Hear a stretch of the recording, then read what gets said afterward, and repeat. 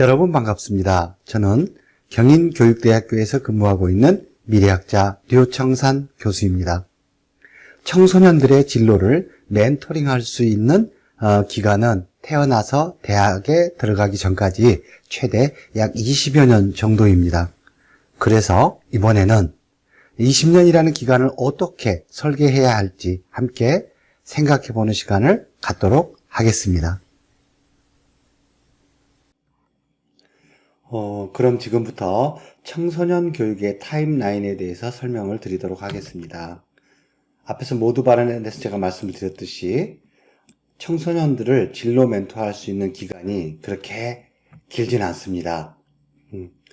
아이들이 태어나서 보통 대학을 들어가기 전까지 그 기간에 우리는 그 멘토를 할 수가 있는데요. 엄밀하게 따지면 그보다도 짧습니다. 우선 결론적으로 말씀드리면 적어도 중학교 2학년 이전에 2학년을 포함해서 중학교 2학년까지는 진로 멘토의 1단계가 끝나줘야 됩니다. 그리고 중학교 3학년부터 고등학교 3학년까지 이 4년 동안은 스스로가 자기의 꿈을 향해서 역량을 최대한 키워나갈 수 있는 그런 시간으로 활용이 되어야 되겠죠?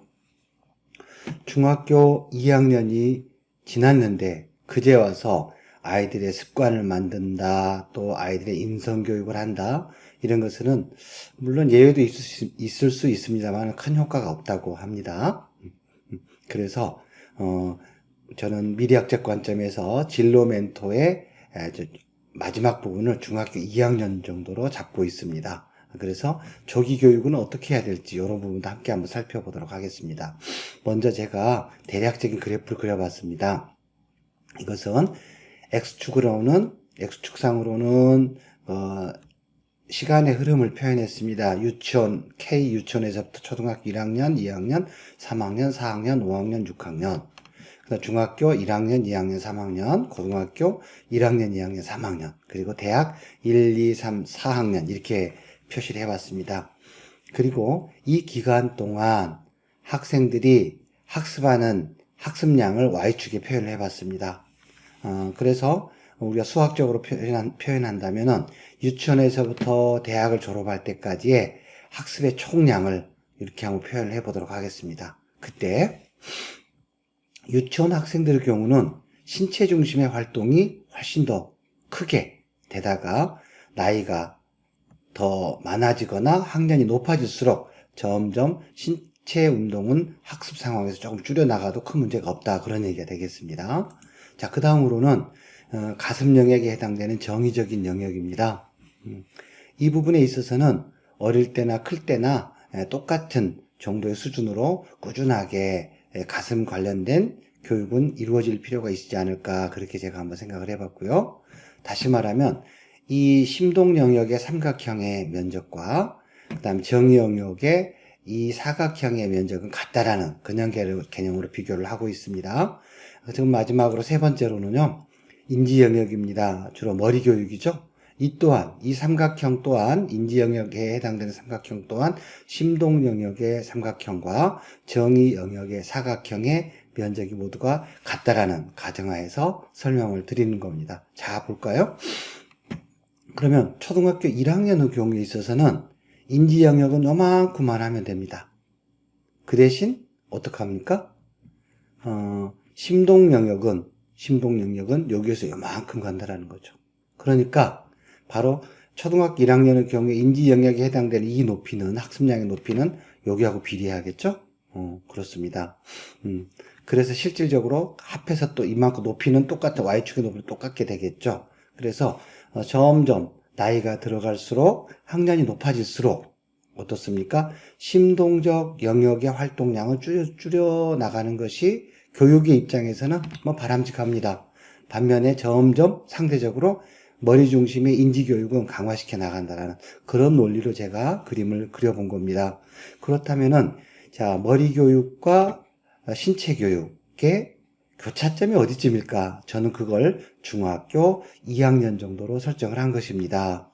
그래서 중학교 2학년이 되기 전까지는 최대한 신체 발육이라든가 신체 활동이라든가 운동신경을 최대한 극대화시켜주는 그런 방향으로 여러분들의 자녀들의 진로 멘토링을 해주면 좋을 것 같고요. 그 다음에 비로소 중학교 2학년이 지나면서부터 좀 물론 이 이후에도 신체 활동을 너무 많이 줄여서는 안 되겠습니다. 하지만은 불가피하게도 우리나라 입시상 중학교 2학년이 지나면서 중학교 3학년 때부터는 이제는 신체 활동 중심의 교육보다는 서서히 머리 중심의 교육의 비중을 높이는, 점점점 높여가는 이제 그런 어떤 전략을 짜줄 필요가 있겠습니다. 저는 이것을 청소년들의 진로 멘토링의 타임라인이라고도 얘기를 하고요. 우리가 진로 멘토가 되려고 하는 선생님이나 학부모님들께서는 이러한 큰 밑그림을 전제로 해서 여러분들이 각각의 자녀들의 개성과 특성을 고려하여 설계를 하신다면은 아주 후회하지 않는 보람된 진로 교육 활동을 운영해 나갈 수 있지 않겠나, 그렇게 생각을 해봅니다. 자, 그렇다면 조기교육에 대해서 잠깐 설명을 드리겠습니다.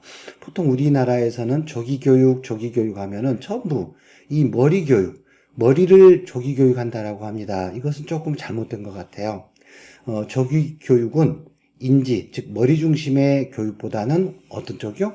신체 발달 쪽에 올인하는 것이 좋습니다. 예를 들자면 김연아 선수라든가 이강인 선수라든가 손흥민 선수라든가 이런 어떤 선수들 같은 경우는 아주 어린 시절에 조기 교육으로서 신체 활동을 강화한 결과 그들이 나이가 30이 되기 전에 모두가 자신의 어느 정도의 꿈을 이루고 성공한 그런 대표적인 사례가 되겠습니다. 왜 그러느냐 하면요, 어릴 때는 빠른 속도로 신체가 발달합니다.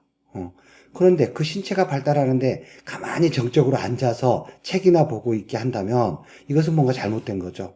바로 우리의 신체 발달은 대략적으로 고등학교 3학년이나 대학 1학년 정도가 되면은 어느 정도 소강 상태에 들어간다고 합니다. 그러니까 고등학교 3학년이 되기 전에 신체가 아주 빠른 속도로 발달하는 그러한 시기에는 신체 활동과 함께 뼈, 골격의 강화, 그리고 운동신경들을 강화하는 이런 어떤 조기 교육이 필요하고요. 그 다음에 적어도 중학교 2학년이 지나면서부터 본격적으로 인지, 머리 중심의 교육을 해도 늦지 않다라는 것입니다. 그런데 우리나라는 좀 거꾸로 하죠. 정말로 신체가 많이 발달해야 될 그런 어떤 시점에서는 머리 교육을 해버리고요. 또 신체가 다 발달되고 나서 더 이상 신체 활동을 하지 않아도 되는 이제 그런 어떤 상황에서는 거꾸로 신체 교육을 하는 거죠.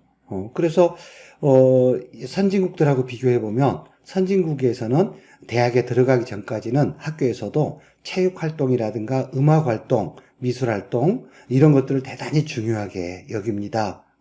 그 반면에 공부는 대학에 가서 하면 된다라는 것이죠. 그런데 우리나라 경우는 어떻습니까? 대학들은 대학 때 공부할 것까지도 고등학교 때 모두 해오기를 바라는 이런 이상한 풍토가 벌어지고 있습니다. 그건 뭔가 좀 바로 좀 교정이 될 필요가 있겠죠.